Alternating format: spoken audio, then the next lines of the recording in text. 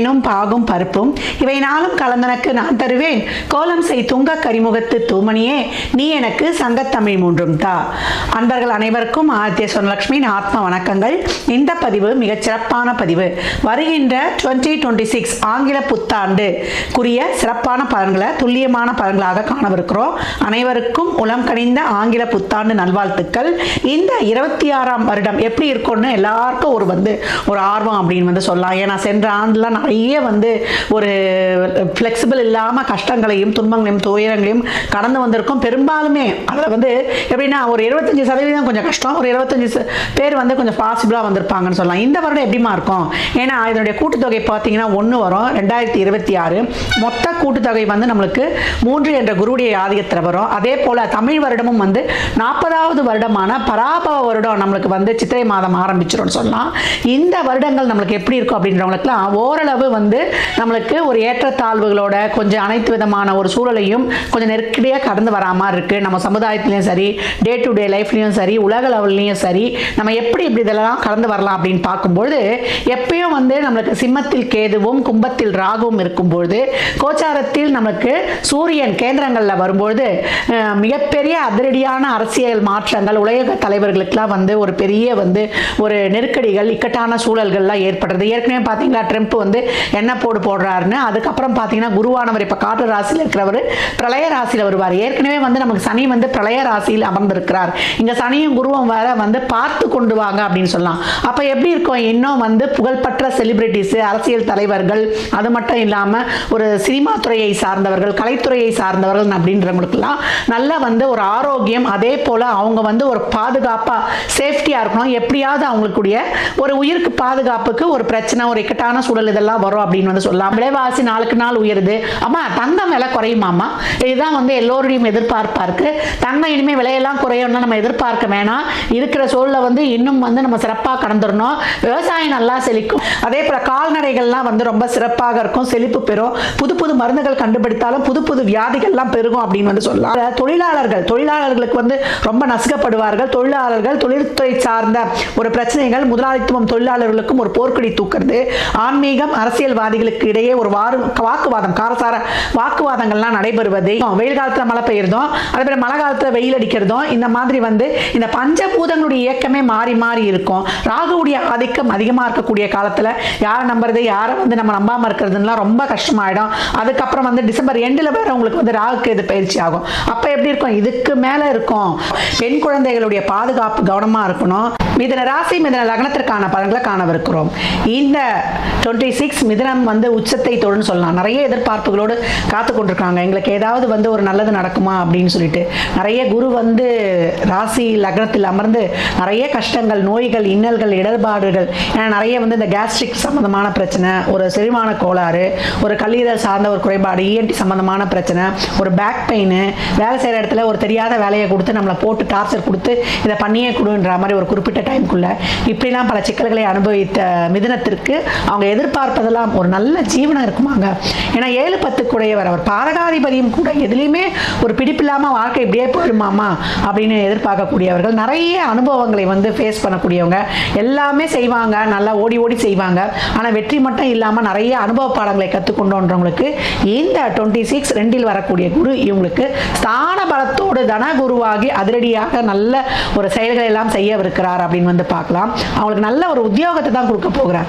ஒரு நிரந்தர உத்தியோகம் இப்போ பெறுவீங்க. நோய் இல்லை, கடன் இல்லை, எதிரி இல்லை. இது வரைக்கும் இருந்த அந்த அத்தனை விதமான பிரச்சனைகளையும் தீர்த்து நல்ல ஒரு ஊர் மாற்றம், இடமாற்றம், மைக்ரேஷன், நான் ஒரு இடத்துல மனைவி ஒரு இடத்துல அப்படின்றவங்க இப்போ இணையக்கூடிய வாய்ப்பு அப்படின்னு சொல்லலாம்.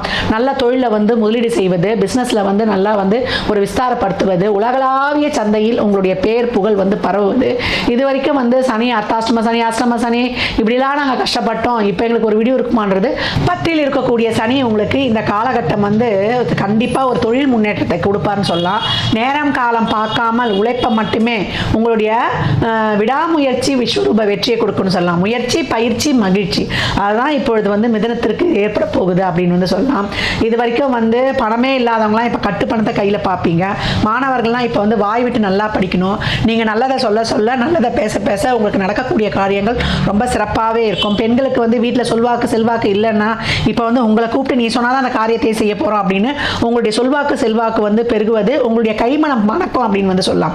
வீட்டில் இருக்கிறவங்கலாம் சமையல் செய்தே வந்து யார் யாருக்கு என்னென்ன பிடிக்கணும், நீங்கள் சும்மா ஒரு புளியை கரைச்சி குழம்பு வச்சாலே அது வந்து இனிக்குதுன்னு சொல்லுவாங்க. அந்த மாதிரி ஆயிடும் சொல்லலாம். ஏன்னா அந்த காலத்துலாம் பார்த்தீங்கன்னா இந்த ஷோவுடைய நாடகம்லாம் வரும். அதில் வந்து ஒரு நீலின்னு ஒருத்தர் இருப்பார். அவர் நல்லா குண்டா ஹைட்டாக இருப்பார். அவர் என்ன பண்ணுவார்னா ஒரு சுடுதண்ணியை குடிச்சிட்டு இந்த சுடுதண்ணி என் காதலி போட்ட மாதிரி இருக்குதுன்னு வந்து சொல்லுவார். அதான் அந்த காலத்தில் வந்து ஒரு காமெடின்னுவாங்க. அது காமெடிலாம் கிடையாது. இப்போ குரு உங்களுக்கு 2ல் வந்திருக்கிறது. நல்ல விருந்து உபசரணை இதெல்லாம் வந்து நீங்கள் வந்து போவது, அங்கெல்லாம் வந்து நீங்கள் மகிழ்வோட உங்கள் சுற்றம் நட்பை பார்ப்பது, உங்களுடைய கைமணம் சொல்லுவோம்ல, கைமணத்தெல்லாம் கட்டி போட்டான்னு. ஒவ்வொரு பொண்ணும் வந்து கல்யாணம் பண்ண வீட்டுக்கு போறீங்கன்னா இந்த சமையல் செய்யறதுக்கு ரொம்ப கஷ்டப்படுறீங்க இல்லையா, அதை முதல்ல தவறுங்க. எந்த பொண்ணு போய் அடுப்படியில் கரண்டியை பிடிக்குதோ அதுதான் வாழ்க்கையில் வெற்றி அடையும். அனைவருடைய மனசுலையும் இடம் பிடிக்கும்னு சொல்லுவாங்க. ஏன்னா ஒரு சில வீட்டில் மாமியார்லாம் கிச்சன்லேயே விட மாட்டாங்க தெரியுமா அவங்களுக்கு. அவங்க சமையலில் என்ன அளவு போடுறாங்கிறது சொல்ல மாட்டாங்க.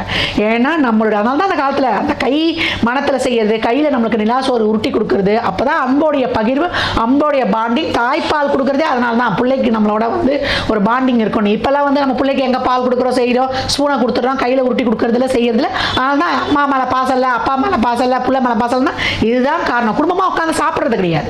அதனால தான் வந்து குடும்பத்தில் வந்து எல்லாம் ஒரு கையில் ஒரு கொல்லிக்கட்டை வச்சுருக்கோம் இல்லையா, அந்த ஃபோனால் எல்லாமே இதுவாச்சு.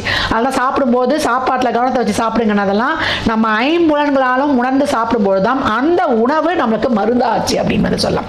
இந்த காலகட்டம் உங்களுடைய உணவே உங்களுக்கு மருந்தாகும். இது வரைக்கும் நீண்ட நாட்களாக வந்து ஒரு நோய்வாயெல்லாம் பட்டிருந்தீங்க அப்படின்னா உங்களுக்கு நல்ல ஒரு மருத்துவம் கிடைப்பது, நல்ல ஒரு மருத்துவர்கள் கிடைப்பது, கடன் நோய் எதிரி ஒரு பெரிய தீராது இருந்ததுன்னா இப்போ வந்து தீரக்கூடியது, நல்ல தொழில் முன்னேற்றம்னு சொல்லியாச்சு.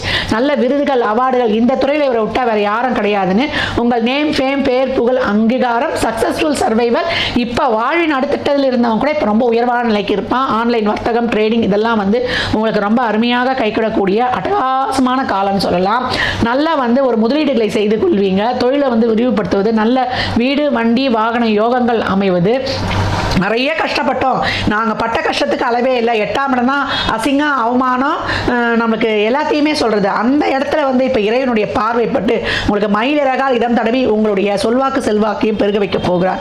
வாய் தொழில் செய்வோம் இல்லையா, வாக்கால் தொழில் செய்பவர்கள் அவங்களுக்கெல்லாம் உள்ள நல்ல பேர் புகழ். இந்த கதா காலட்சேபம் ஆன்மீக சொற்பாழ்வாளர்கள், ஒரு டீச்சர்ஸாக இருக்கிறோம், இல்லை வந்து நாங்கள் வந்து ஒரு சொல்லுவோம் இல்லையா அந்த சொல்யூஷன் ப்ரொவைடராக இருக்கிறோம், சொல்லி சம்பாதிக்கக்கூடியவங்க அவங்களுக்கு எல்லாமே.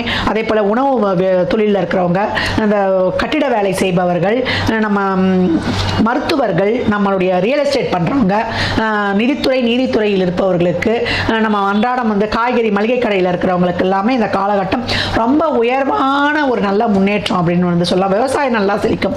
விவசாயிகளுக்கு வந்து உதவி பண்ணுங்க. கால்நடை வளர்ப்பு இதெல்லாமே சொல்லுங்க. இயற்கை விவசாயத்துக்கு படித்தவங்களே போயிடுவாங்க. அந்த மாதிரி போனீங்கன்னா உங்களுக்கு எல்லாமே வந்து ரொம்ப சிறப்பாகவே இருக்குன்னு சொல்லலாம். பெண்கள்லாம் இப்போ ரொம்ப வந்து சிறப்பாக கிளம்புறீங்கிடுவீங்க.